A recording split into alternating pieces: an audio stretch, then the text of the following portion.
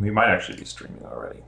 I hope I'm streaming. This is my first time using Restream, and I just updated OBS like 30 seconds ago with Jake Backman from Titan, and so it's super unlikely that everything's going to work exactly the way I want. But let's just assume it's working. And all right, so I just switched over to using Restream. This stream is going to be probably more me fiddling with audio than it is anything else, honestly. So, all right. So for starters, I'm seeing things pop up in the chat on the stream, but they're not showing up in my Restream Chat app. So that's a fun start. Yeah, so this one's likely to be more me getting my stream setup working than it is to be me actually coding. Yeah, so the only way I see you all is in OBS. I'm not seeing any of those chats in the Restream Chat app. So let's see if they show up if I go elsewhere. Nope, the Restream Chat app is totally failing me. All right, take two. Nope, I'm not getting anything. Awesome.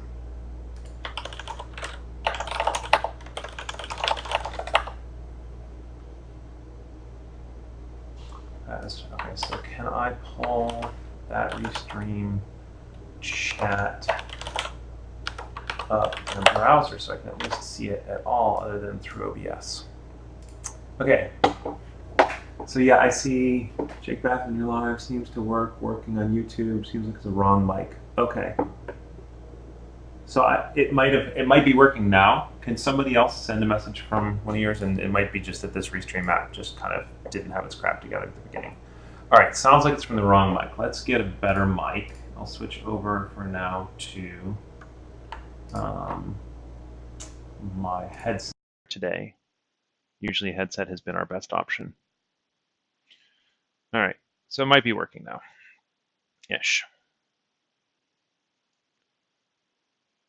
Hey, Marcel. Hey, Chris. Hey, Rakesh, Jake. Okay, great. So the first 10 chats didn't work, but once I restarted the chat app, I think it works fine. Sounds nice. All right, so we might have chat and audio. So everything might actually be working now, which would be awesome.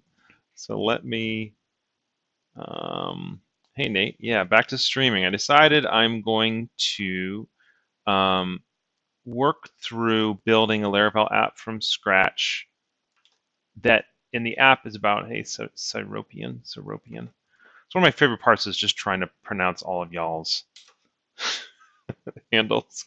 So I want to work through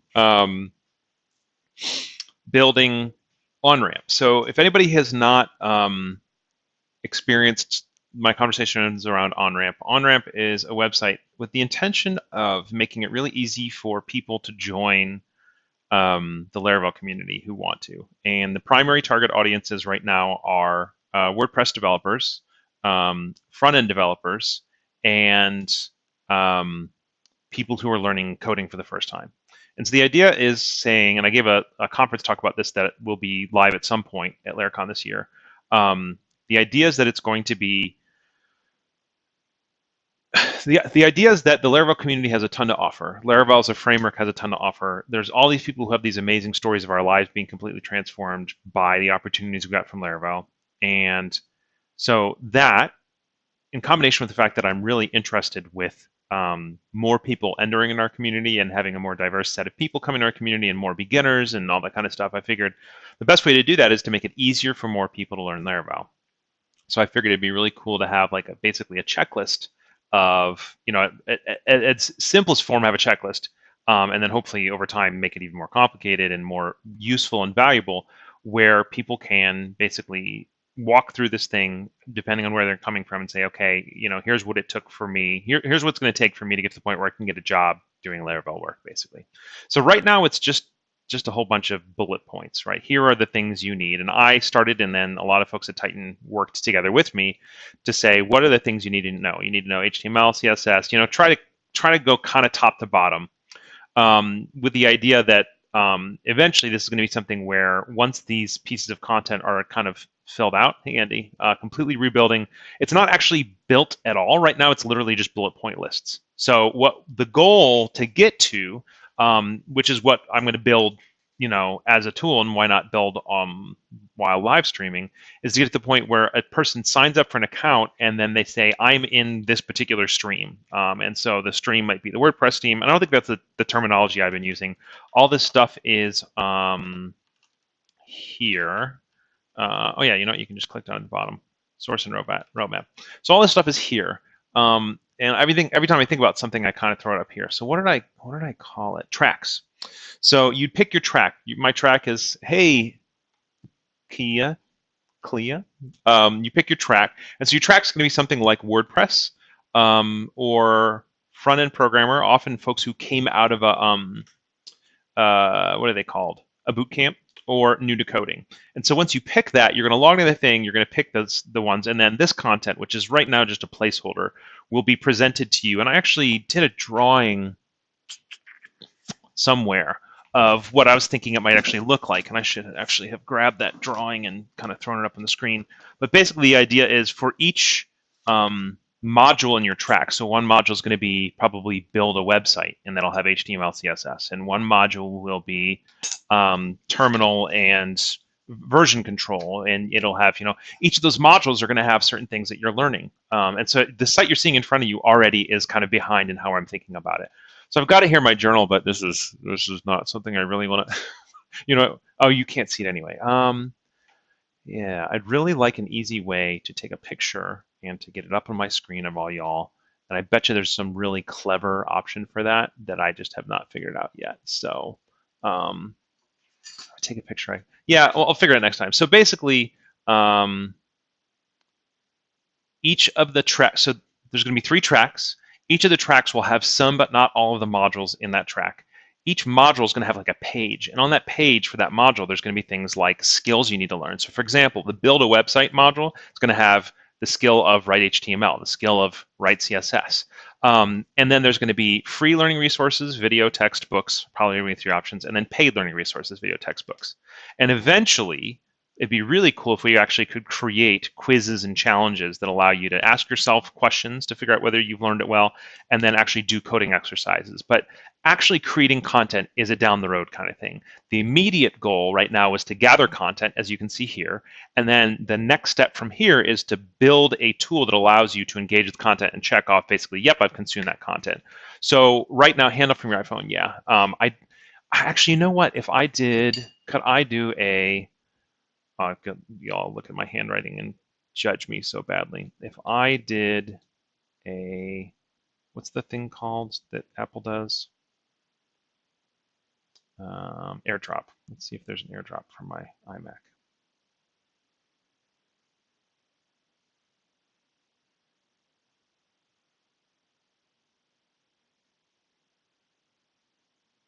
There's got to be a million ways to do that. Like I'm sure I can do it through Slack and a whole bunch of other things. Yeah, the AirDrop's not working. I don't have it set up.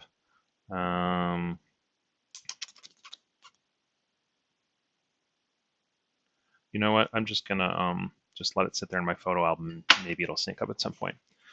Wi-Fi in your Mac is off. Yeah, that's why I just switched over to landline, because the Wi-Fi here was being flaky. Okay, no worries.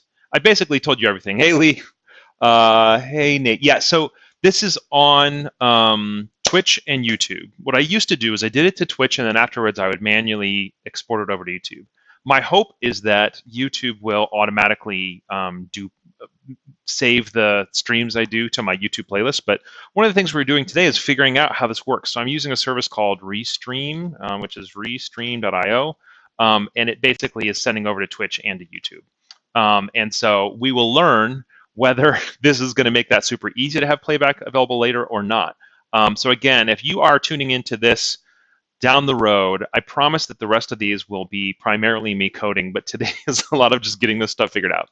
So OnRamp will allow you to log in, pick which track you're doing, look at all the modules within that track, check them off and say, oh, I learned this skill within this module. Oh, I'm done with this whole module. I tried this quiz. I tried this challenge. I worked through all these resources, primarily going to be listing external resources.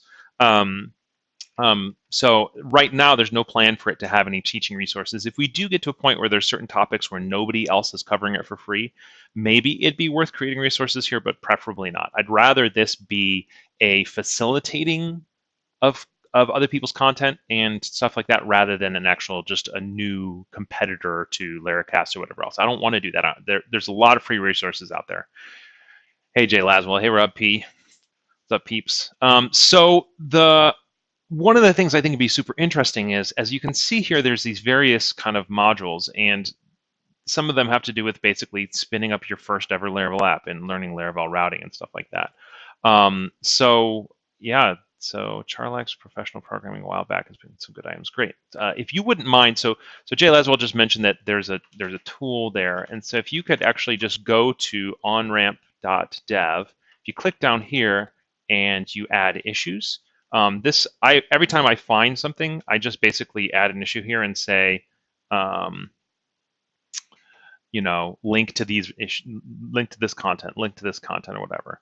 Find where this content fits. So the simplest thing we can possibly do for all these is just basically like make an issue for it and just say, hey, throw my content up there. I don't know what that emoji is, but hi. So yeah, so one of the things I was saying earlier is what I would like is to have a stream video where you say, hey, you know what, you're learning very meta. You're learning how to code on this Onramp tool. By the way, here's a video series of all the videos it took to create Onramp. By the way, they actually map up with these topics here. It can't be a perfect map because I can't really take like the full responsibility for I can't take the full responsibility for keeping like a perfect video series where everyone's like really easy to watch. It's only like 5 minutes, like an Adam Wathan style thing or a Jeffrey Way style thing. But at least if somebody's really interested in coming back through and watching all of them, you could see this thing kind of start from scratch. It won't be perfect. Hey, Andre. It won't be perfect because, for example, as you see, I've already built a whole bunch of it. But I do think that it would be worth doing basically today. Like what we might do is just like a Laravel new, basically recreate what we have here. Maybe not the translation system because that was actually kind of complicated, but at least recreate what we have here. So if somebody's never created a Laravel app before, or thrown it up on hosting or something like that, they can see the basics of that and what Valet looks like and everything like that. So yeah, let's do that. So we have Onramp, and as you can see, I've got .test there, and that's because I'm using something called Laravel Valet, which with this new system, I don't actually even know. Does it get its own thing here or not? Homestead does. Valet does. There you go. So Valet is basically a local tool that hooks up into Homebrew. What's up, Noxie? Hey, Dan. So that hooks into Homebrew and installs a whole bunch of tools that makes it really easy for you to basically park a directory. And so what I have is my sites directory is parked. And so if you're in site/onramp, then it makes onramp.test immediately available, serving the app that you have here. So what we're going to do is move Onramp to Onramp real. And then we're going to basically start Onramp from scratch so that we can get to the point where we actually see what does it look like to build Laravel apps from scratch. So I use a tool called Lambo, which you can get into if you're interested. But if not, just use Laravel new whatever. And there's a Laravel installer that you install with Composer. So if you don't have Composer, just go check out getcomposer.org. And this will give you everything you need to basically install our dependency manager on your computer. And then you use Composer to install the Laravel installer. And then once you do that, you basically have this Laravel thing just available all the time. And so what I can do now is I can just say Laravel new Onramp. So I have a tool called Lambo.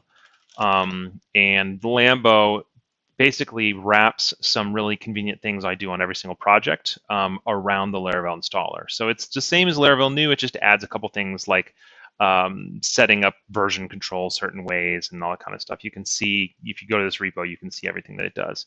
So what I'm going to do is instead, I'm just going to say Lambo Onramp. And so that's creating the app, it's CDing into that directory, it's modifying its default environment variables a certain way, it's opening it up in my text editor, it's opening it up in my browser.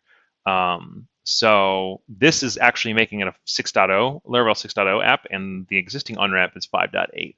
What I'm more likely to do, honestly, is upgrade the old app to 6.0 rather than making this app the new canonical app. But it's possible that we actually just kind of rebuild the thing from scratch right now. I'm not sure. So when you start a new Laravel app, and again, I'm not going to, this video series is not going to be enough for somebody to say, I know everything that I possibly need to know to build them from scratch, because then I would spend an hour just walking you through this directory structure right here, and I'm not going to do that. But you can at least see kind of what my day-to-day workflow looks like.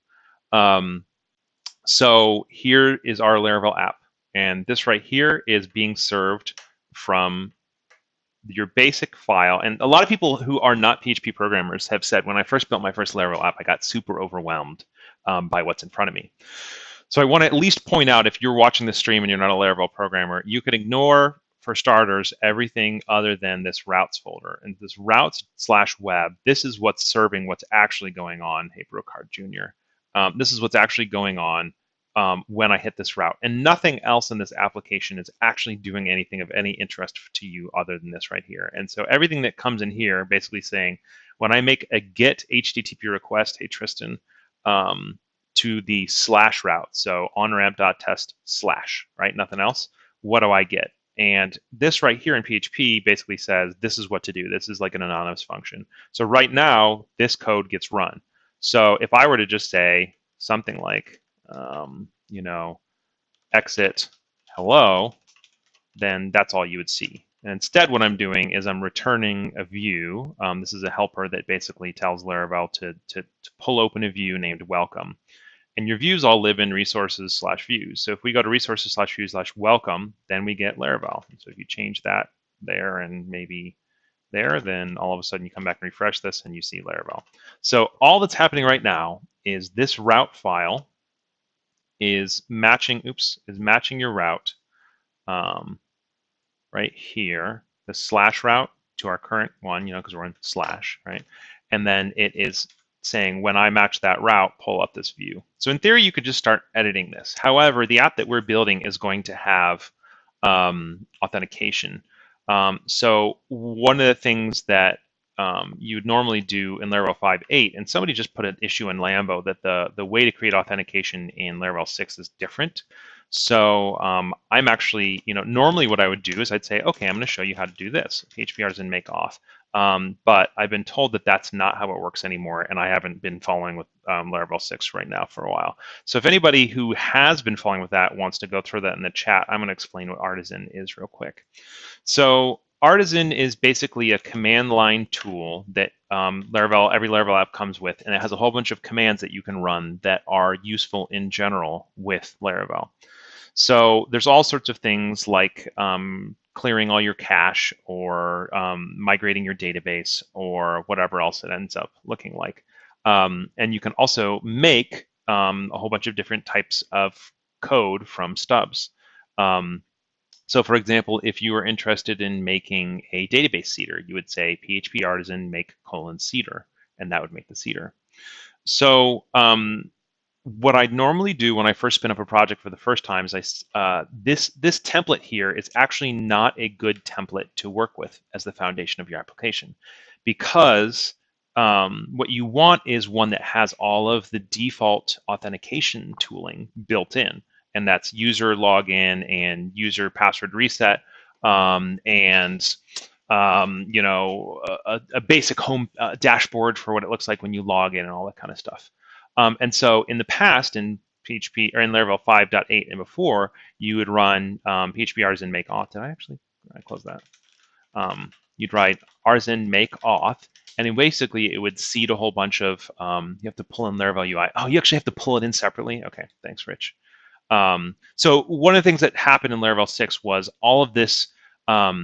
So Laravel has like a mixture of the actual application code, but then also a whole bunch of kind of default things that are on the user interface side. So it's a basic Vue.js, and Webpack setup. It's the Bootstrap-based templates that you currently get when you do this generator. And so one of the things I would normally do is, thanks, Jake, is I would have done make auth, but then the next thing that I would have done, and the next question for y'all to answer in the chat is, if I want to pull in the Tailwind-based version, like Dorinda's Tailwind-based version, do those even work in Laravel 6 yet? So what I would have done in the past is I would have done that, and then the next thing I would have done is I literally would have Googled Dorinda, because he's the guy, R-Y-N-D-A. I kind of hate spelling his name. I think there's no R at the beginning.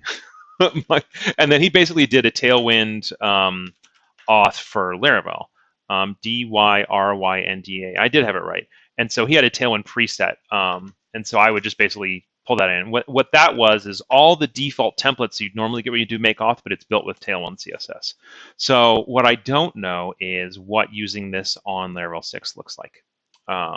So this is, says 5.7 plus. Yeah, this being on 6.0 is probably going to make today a little bit of a struggle bus. So we might actually just go back and do the work on the existing 5.8 app.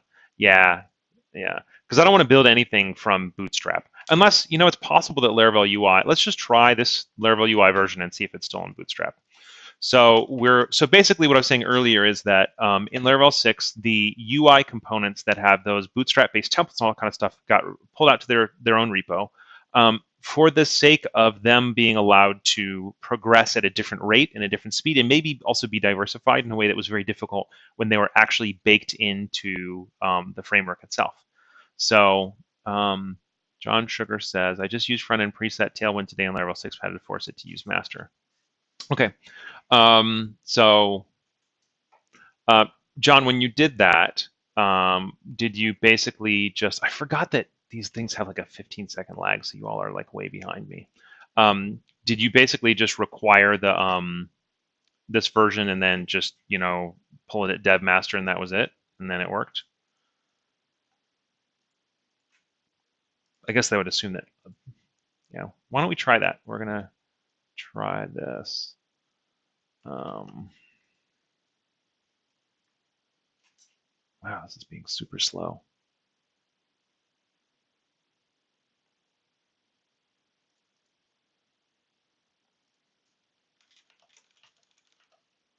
Let's speed up Composer installs. Yeah, I think I have Prestissimo installed actually. Thank you for that. All right, so, well, you know what? Let's just look at what. So does this Laravel UI package introduce the make auth now? Okay, John, I'll try that in a second. So what does, let's all learn together. What does make auth look like in this new Laravel UI world? Yeah, I don't want that. Front-end scaffolding. Okay, great. So we pulled in Laravel UI. Okay, so the new tooling for this is you say, I want to use Vue and I want it with the auth scaffolding. I love that React has been made a first class citizen right now, but I am going to use Vue because that is much more common in the Laravel world. So what I don't know is this Bootstrap or tail? Oh, it's still Bootstrap. Wah, wah. It makes me so I'm so sad. Yeah, let's just build it with Bootstrap right now, and we're just going to throw this version away at the end of the stream anyway. So in Laravel 6, this is how you do it. So npm I and npm run dev. And so this is basically pulled in all the things that are making our, hey, Sean Soon. I'm sorry again for killing everybody's names. So this is going to get a similar version of this, but these views will now have register and login and password reset pages and everything like that once they run. And we're all learning together the ways in which this is different in Laravel 6. Okay, so normally what it would have done was throw up a login and register page up here. That's not the case. Again, I don't know how far I'm going to waste making you all watch me do all this stuff because I don't really love making you all watch me just thrash through docs. So Laravel Docs, and then we were in, what is it called? Front end scaffold, I think was what it said. Yeah, so PHPR is in UI, Vue, auth. But where are my templates?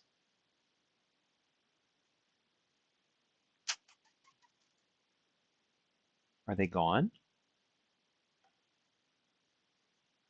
Any reason you use npm instead of yarn? Yeah, so yarn originally added some things that npm didn't have, for example, a lock file. So we switched over to yarn for a while, but it didn't handle lock resolution nearly as well as some other tools did. And so once npm added package lock.json, it now had everything that yarn offered, but it did it way better. So I definitely recommend moving away from yarn for everybody. Okay, so we're in thrash mode. So I did --auth. It's supposed to generate login and registration scaffolding. Isn't a waste the real world. Yeah, I mean this is my day, all day every day, because I don't get to do normal things. That's everyone else does the normal things. Uh, no, yeah, John, this is a brand new install. So, but I expect to be seeing the auth things because I thought I ran --auth. Oh, I didn't. That's why it's my fault, everybody. Let's see what happens when you run those twice.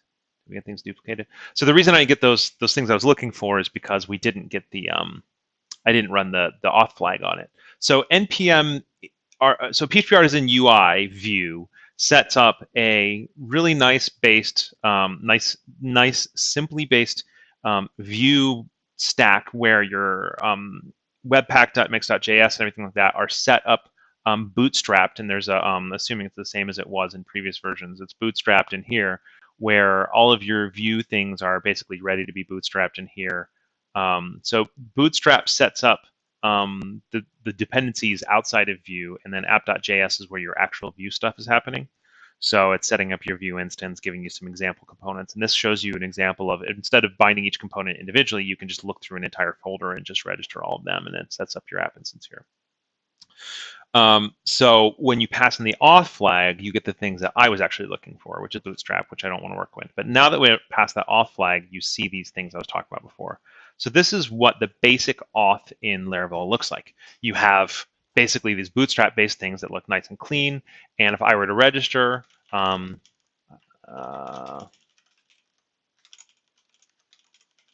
then I would get a database issue because the database doesn't exist. And then I would, wait, really?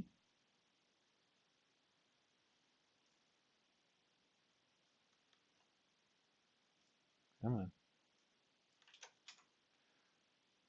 Local. Well, I thought for sure I had an Onramp database. I don't. All right, so I'm going to make an Onramp database real quick, and then I'll migrate it. Oh, let's check our environment to make sure. Yep, okay. So if you're not familiar with, yeah, this new error page is really nice. Frick and Marcel made this. That's Ignition.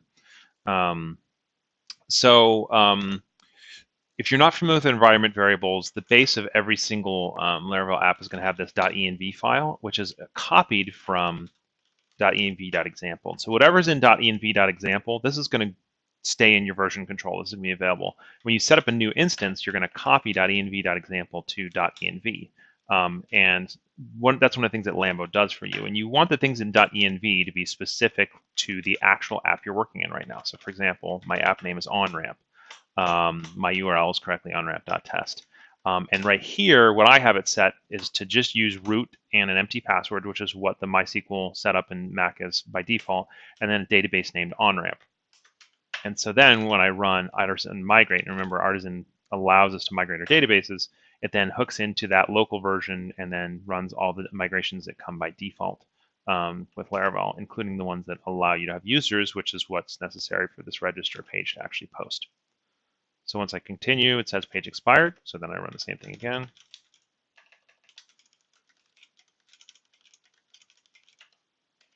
And here we go, you're logged in. And so this is what you get for free out of all your pages. And now I get this. And I also get a password reset page where I say, hey, I forgot my password, and I can send a password reset link. So we get all that for free, normally in a very short amount of time. And one of the things that that you get from Lambo is that I actually have it to run that make auth command after the fact. So Lambo allows you to say every single time I ever spin up my project, run these things afterwards. And I'm trying to remember.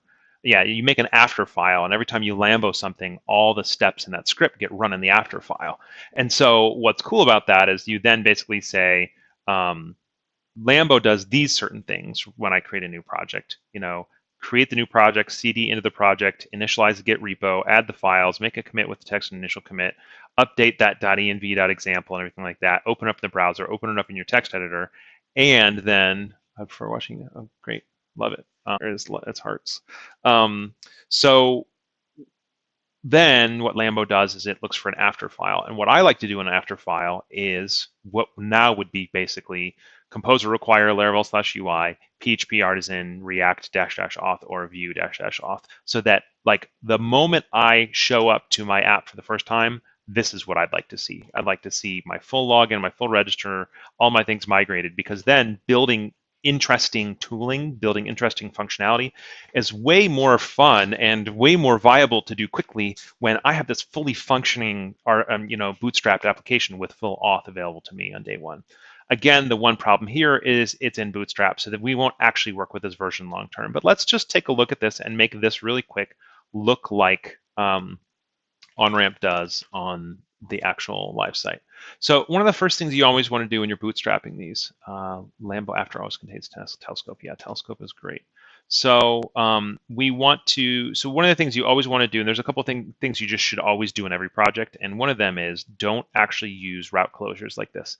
That's for production. However, for right now, we're just going to keep using route closures because it's easiest when we're sharing like this. So you can see what a route closure is, because when each of these things here, and just ignore this one for now.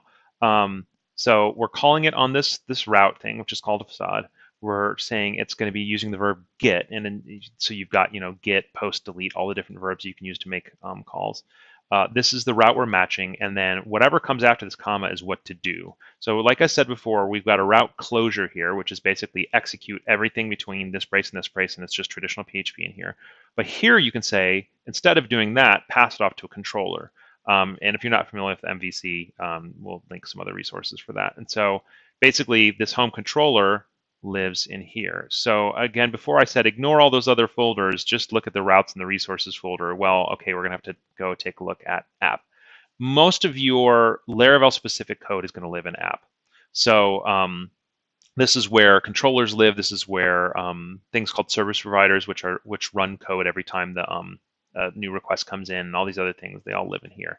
So we've got our app HTTP controllers, home controller.php, and in here we've got the actual method that's being called. So home controller at index means open up the home controller and find the index method and then do whatever in here. What's interesting is this right here, return view home, looks just like this right here, return view welcome. So even though it's a lot more complicated, and there's good reasons for it, in the end, all this is doing is literally just running one line of code, return view home.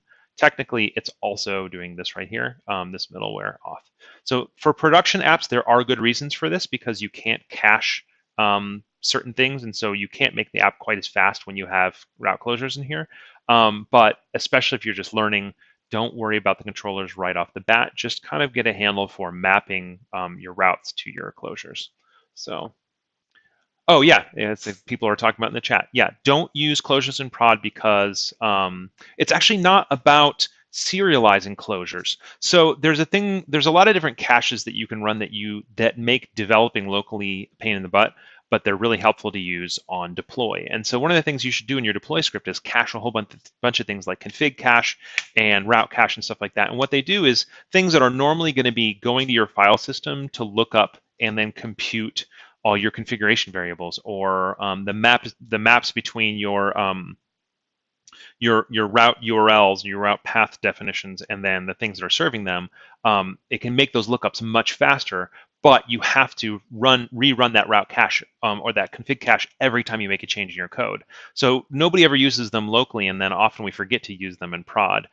If you run them in prod, your whole app is going to be milliseconds faster, up to dozens to hundreds of milliseconds faster, if you remember to run it every time you deploy. But you can't do route cache when you've got closures. And so that's why on prod in a real app, you might be able to save yourself. And in an app this small, route cache doesn't really save you but like a millisecond or two. But if on very large apps, a route cache might be saving you 100 to 200 milliseconds per query, which is pretty friggin' significant. So by the Zeus. Oh, hey, Joe. Yeah, so what were we doing next? So I was saying if I were to start building out this thing, so just 2 pages, home and learn. I don't think we'll get to translation today. If I wanted to rebuild this with this brand new one that we just created, what would my next steps be? So I would need 2 routes, one for home and one for learn, and I would need different templates for both of them. So why don't we just build that out real quick? So we're going to just copy this right here, and then we're just going to make one that's learn. And we'll need a different view for that, so we'll just call it learn. We'll just make that still be welcome. So remember, when you put it in here, what this is slash resources slash views slash whatever's in here. And there's two file endings it can have, .blade.php or .php. Ignore .php. So just for right now, presume that this right here really just means load resources slash views slash parameter in this call .blade.php. So this right here is expecting we have a resources slash views slash learn.blade.php. So normally I would just copy this one, but interestingly, this welcome page that Laravel generates by default doesn't actually follow the Blade descendancy inheritance tree that you should be using for your apps. And so the next thing I do on every app immediately is I delete this welcome file because it's not actually meant to show how we structure things. But the home.blade.php file uses Blade inheritance. And so this is both a good place for us to learn and also a good place for us to base everything. So what you see in this one right here is you've got extends layouts.app, and basically this layouts.app thing right here, so the dot means basically a directory separator, is our basic page. And there's certain sections within this page where if you see an @ here, this is Blade special stuff. So notice that in the main actual body of our content here, we just say @yield. And what that means is allow pages that inherit this to define the content that goes in here. And as you notice, our other one has an @ section with that same key. Oops, let's open that back up. So @yield content, right? And then let's actually pull these side by side. That was app, that was home. And then @section content. So when we say render this home view, the first thing it says is, hey, I am a child of, or I'm extending layouts.app. So then Laravel loads up views, layouts, app, and then it starts rendering, render until it has a question of the child template. And the first question is basically, oh, what should I put in here? And then the child template's like, oh, hey, here you go. This is what should go in that section. So what we can do with home is we're going to basically have home and we're going to have learn. And I'm actually going to, I'm just going to rename it to welcome. So in here we basically have welcome and learn. Those are our two ones we're going to look at. And so right now you should probably see the same thing across all of them. So onramp.test, you're going to see you are logged in on all of them because that's what the dashboard looked like. So let's go modify it real quick so it starts making sense what we're doing here. So this one right here is not you are logged in. This one actually is welcome to Onramp.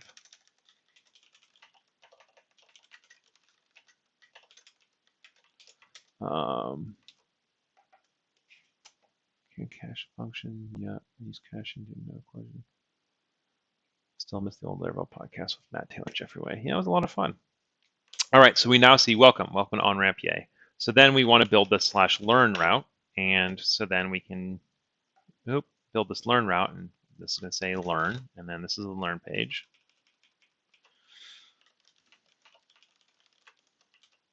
Great, and then I think there's one other thing. Oh, and we probably want to have that nav up at the top. So if you find yourself wanting to put a nav up here, you could put it right there, right? But then you're going to have to copy it across all your pages. So you can either put it here and then include it multiple times across your pages, or you can put it in the parent. My guess is that if we're building here, right here, this home, learn, login, register is going to be different when you're inside the app than versus you're outside the app. So why don't we make it a quick include that we can pull into all of them.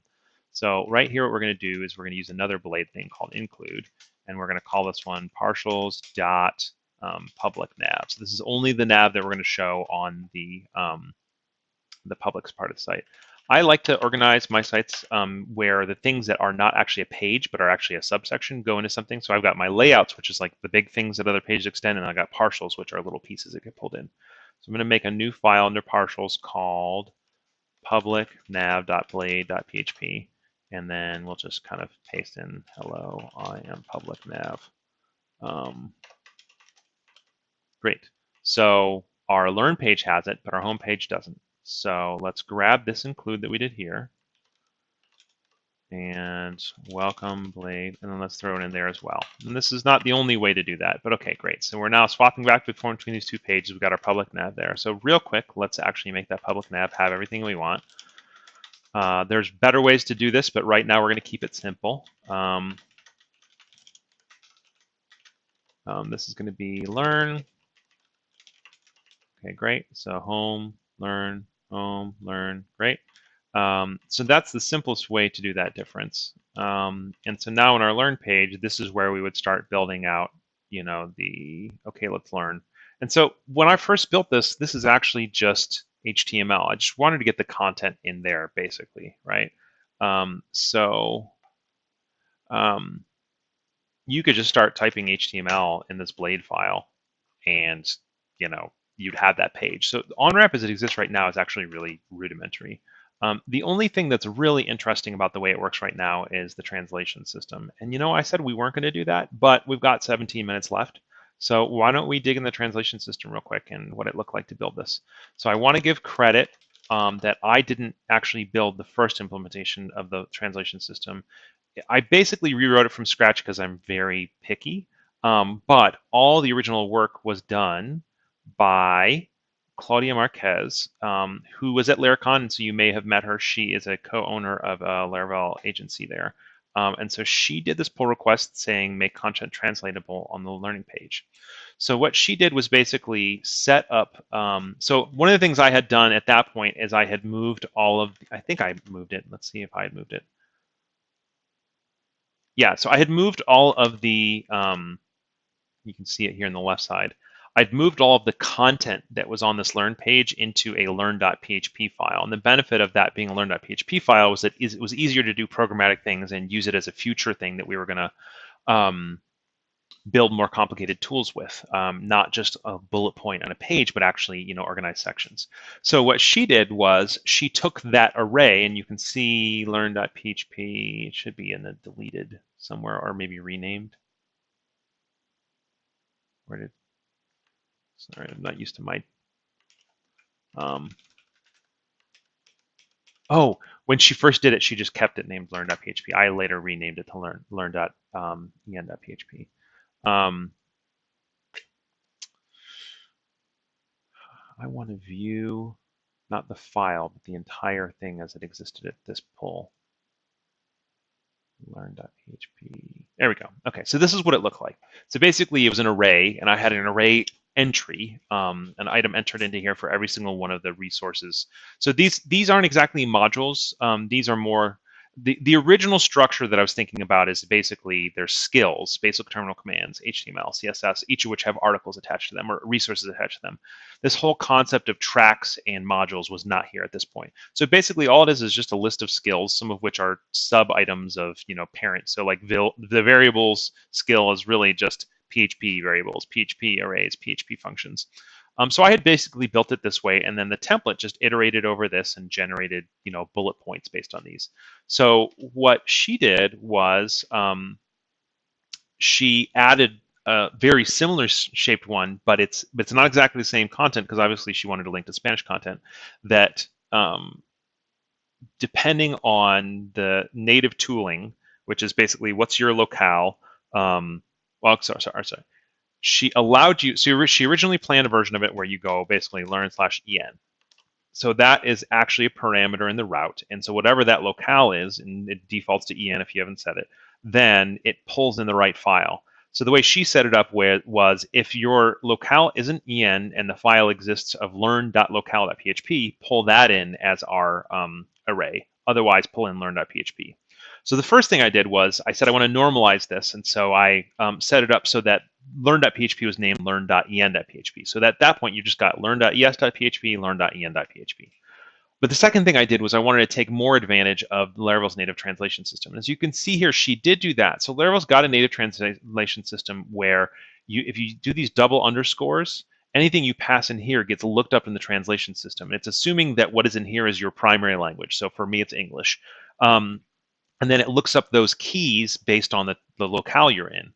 So if the locale is set to the default, then it just passes this string through. So doing this right here, if you just visit this set as an English-speaking person, then you just get learn Laravel. However, if your locale is set to something else, let's say ES for Spanish, then it goes and looks up the translation file for Spanish and sees whether there is an entry there with this key. And so if you go there, you can see that she built a translation file, resources lang es.json, and in here there's one that has the key of learn Laravel, and instead it gets replaced by aprende Laravel. Great. So that's how she did that. So you can see in I think I did an upload request later. I then made it much broader, and I'm trying to remember what all I did. I added this whole system where because the way she had built it originally, you'd go to onramp.test/learn/en. So the learn page was translated, but nothing else was. And so what I wanted was a base of how you're approaching the site to be translated. I'm on the Spanish version of the site, regardless of where I am. So I changed it so it's /en/whatever or /es/whatever. And what I ended up realizing was generating a lot of things. Paths and URLs in Laravel requires you to have understood what that prefix should be when you're generating a path, whatever. So I did a kind of heavy-handed way of doing it. I've heard other people say what they did was they like hijacked the path helper and hijacked the URL generator class that Laravel does. I just made new ones, and the first thing these new helpers that I built, path with locale and whatever, do is they just say where am I actually? What is my my current locale? And then they do the normal stuff, but prepend /en/es or whatever else. And so I basically found a whole bunch of places where that usually use path, and I replaced them to use mine. So again, this is a pretty heavy-handed version of it. But I also then added a lot more translation through the whole site. I want to get to the point where it's not yet, where everything in the whole site is translatable. And what that means is basically go to this and go to the ES version and find what's still in English. And so, for example, from the lovely folks at Titan, source and roadmap, those are still in English. I'd like to fix that.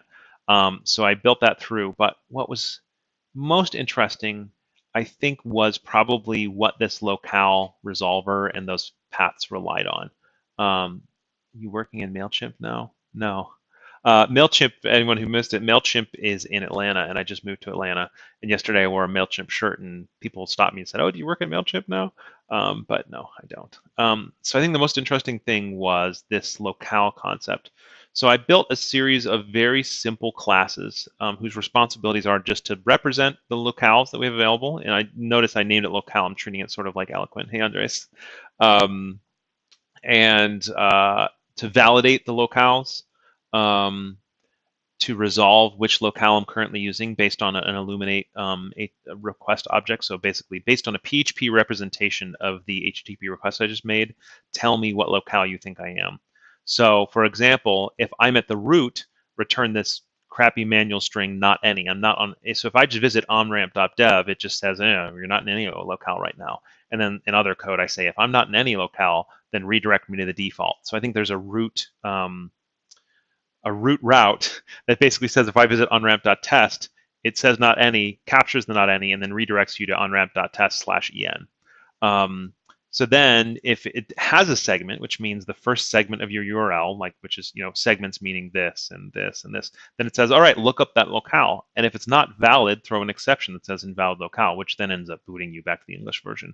Or finally, if we actually know the locale, then that gets bound. And so remember I mentioned that there was lots of different code that gets run at the beginning of, there's the Laravel specific code, controllers, and all that kind of stuff. And one of the main ones that you use is service providers, which are things that get run at the beginning of every single request.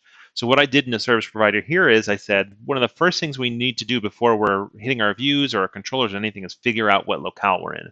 So this service provider right here is the one that defaults it to English. And it basically says, give me my locale using that whole resolve locale thing. And set that globally. Remember, we saw that in Claudia's code earlier. We're setting the locale to en or es, whatever else. And then we're also making that locale variable available to all of our views everywhere in the entire app.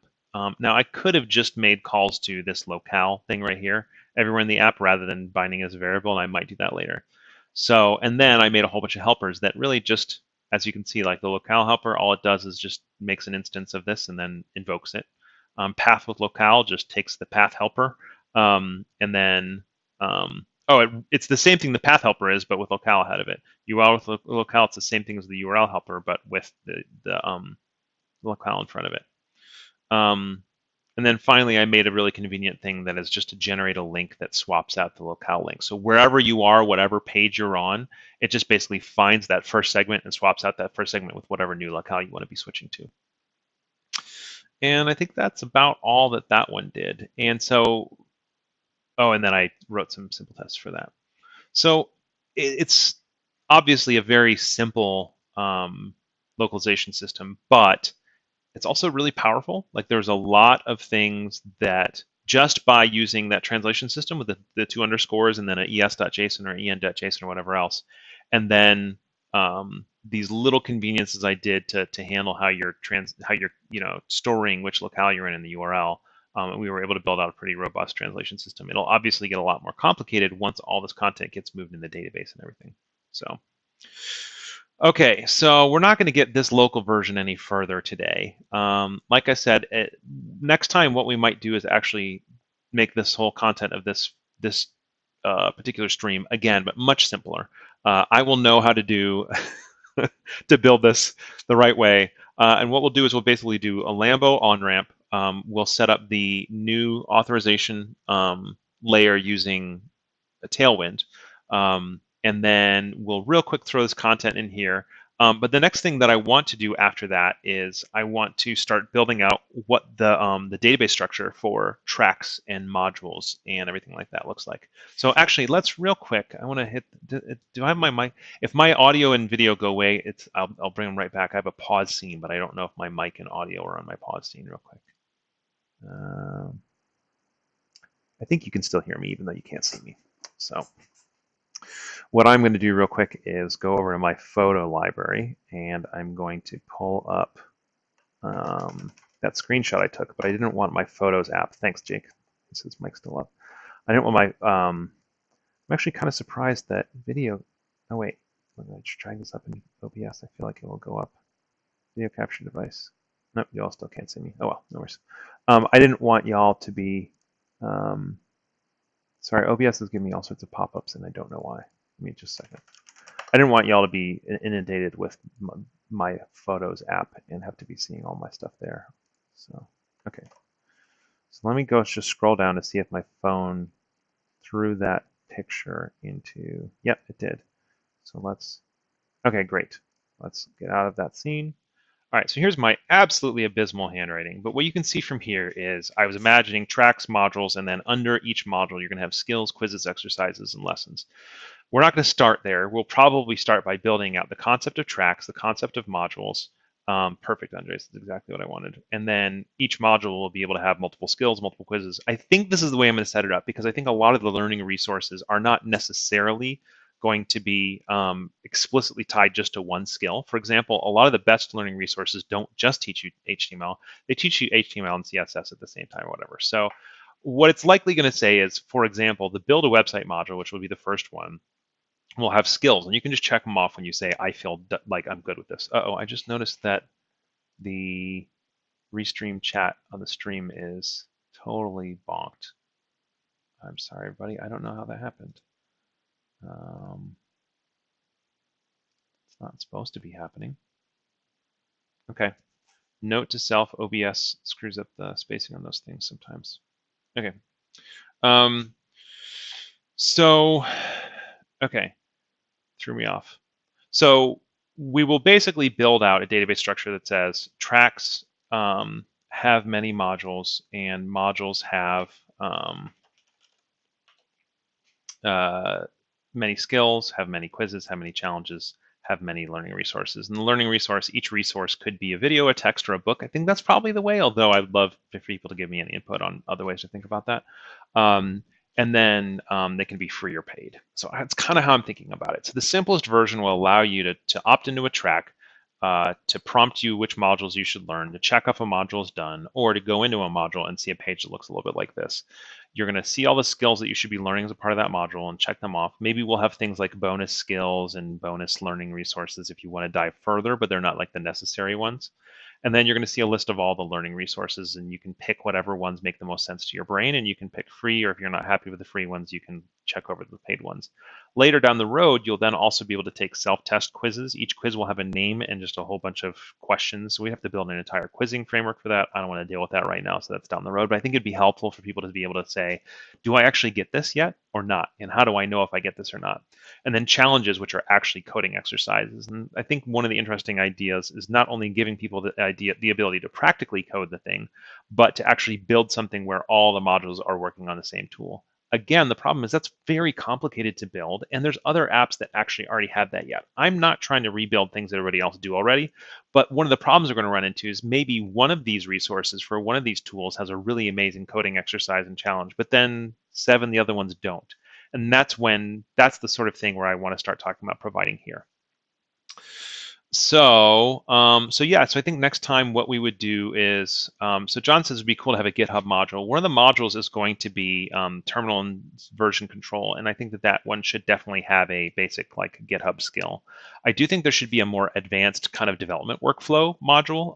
One of the things I've been hearing a lot of people saying is that it's very easy to learn to code, or it's relatively easy to learn to code, but it's hard to learn how to be a professional developer. So one of the things I'd really like for us to cover is things about the stuff you learn to become a good developer or a good member of open source community that aren't just writing code. And so I think that one of the things I'd like to do is focus on that eventually.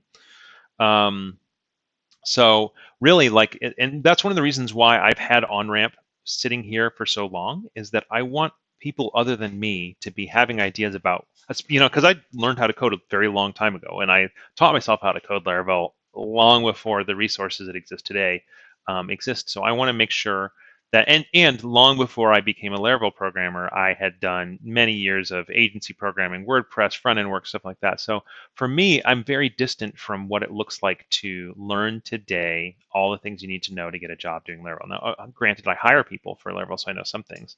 But yeah, so I'm actually going to respond to what Andre said. Andre said TDD for sure. I actually disagree. I think that TDD is fantastic, but you don't need to know TDD to get a job as a Laravel programmer today. So I think that TDD should be on the advanced side. And I think some of these other things may end up getting moved to advanced sides, like APIs or monitoring. You don't necessarily need to know those to get a job today. So I think that those should go into the advanced side. And Andres, you probably were meaning that, like suggest TDD, but I really want a differentiation between here's what you need to get a basic Laravel job. And this is both because I want a lot of people to be able to get jobs without being overwhelmed, but also because I have a lot of people say, I want to hire entry-level Laravel people. And when they join my company, they really don't know that much, and so then I have to do all this training. And so I tend to not be a big fan of certifications.